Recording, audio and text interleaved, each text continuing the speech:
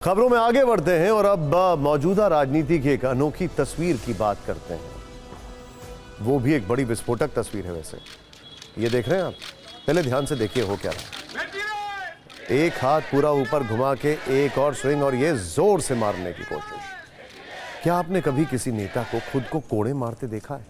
किसी धार्मिक या पारंपरिक मौके पर अगर कोड़े मारने का रिवाज हो तो वो और बात है, लेकिन एक नेता खुद को कोड़े मारे, खुद को दंडित करे, ऐसा आपने नहीं देखा होगा। और ये मार्क ऑफ प्रोटेस्ट है, ये तो शायद कभी नहीं देखा होगा।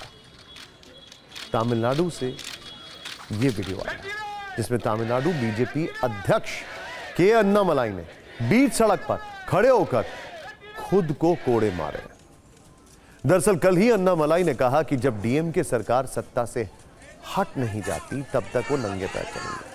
साथ ही उन्होंने यह भी कहा कि 27 दिसंबर को सुबह 10 बजे यानी आज अपने घर के बाहर खुद को 6 बार कोड़े मारेंगे ताकि लोगों का ध्यान अन्ना विश्वविद्यालय की छात्रा के यौन उत्पीड़न की घटना की ओर जाए। अपने कहे के मुताबिक उन्होंने आज सुबह खुद को 6 बार कोड़े मारे। इसके बाद उनके समर्थकों ने उन्हें रोक लिया। एक बार वो पूरा वीडियो देखिए, फिर कोड़े मारने की वजह और इस पर इतिहास की छोटी सी रिपोर्ट।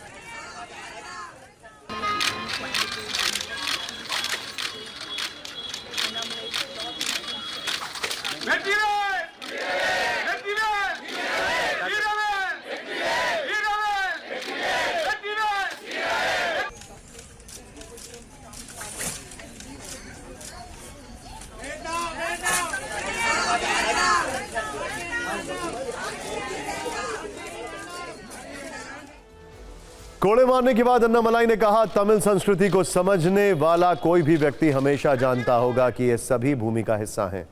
खुद को कोड़े मारना, खुद को दंडित करना और खुद को कठिन परिस्थितियों में डालना, ये सब इस संस्कृति का हिस्सा है। ये किसी व्यक्ति या चीज के खिलाफ नहीं है, बल्कि अन्ना विश्वविद्यालय में जो हुआ उसके पीड़ित को न्याय दिलाने के लिए। दरअसल अन्ना यूनिवर्सिटी की 2 छात्राओं का यौन उत्पीड़न हुआ था और आरोप है कि इस मामले में जो आरोपी है वो डीएमके से जुड़ा है।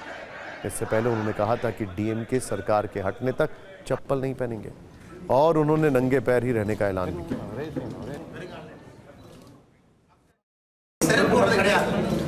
திமுக ஆட்சியிலிருந்து வெளியே போற வரைக்கும் வெறுங்கால் தான். இன்னி பார்த்து நாள் வாங்க இறக்கணும். செருப்பு போடுறது கிடையாது.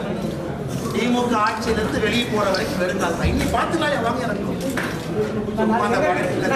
செருப்பு போடுறது கிடையாது. திமுக ஆட்சியிலிருந்து வெளியே போற வரைக்கும் வெறுங்கால் தான். இன்னி பார்த்து நாள் வாங்க இறக்கணும்.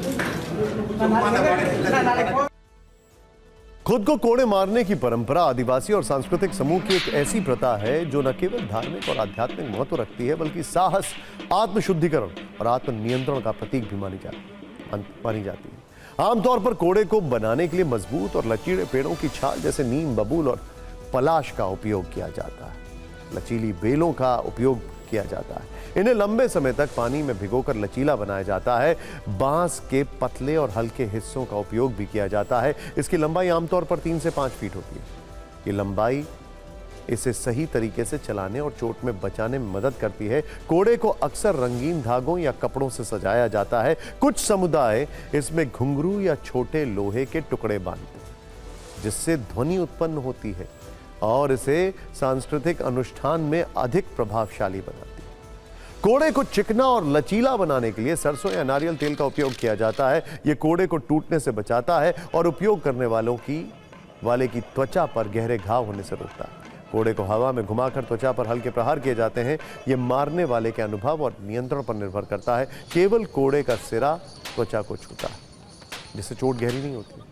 कोड़े के प्रहारों के बीच थोड़ा अंतराल भी रखा जाता है ताकि शरीर के जिस हिस्से पर कोड़ा पड़ा वहां खून का बहाव सामान्य हो जाए।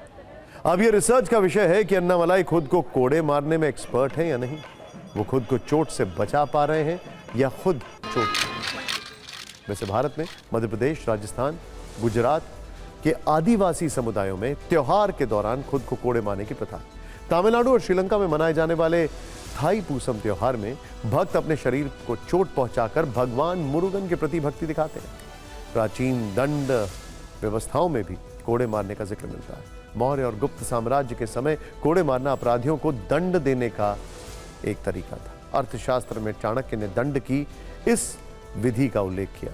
प्राचीन रोम और ग्रीस में भी अपराधियों को दंड देने के लिए कोड़े का उपयोग किया गया था। मध्यकालीन यूरोप में प्लेग महामारी के दौरान लोग आत्मशुद्धि और ईश्वर से क्षमा मांगने के लिए खुद को कोड़े मारते थे। शिया मुस्लिमों में मुहर्रम के दौरान इमाम हुसैन की याद में जंजीरों और कोड़ों से खुद को मारने की परंपरा है। फिलीपींस में ईस्टर के दौरान लोग ईसा मसीह की पीड़ा को महसूस करने के लिए खुद को कोड़े मारते हैं। कुछ अफ्रीकी समुदायों में वयस्क होने पर कोड़े मारकर खुद को बड़ा दिखाने और साहस का प्रदर्शन करने की परंपरा रही है।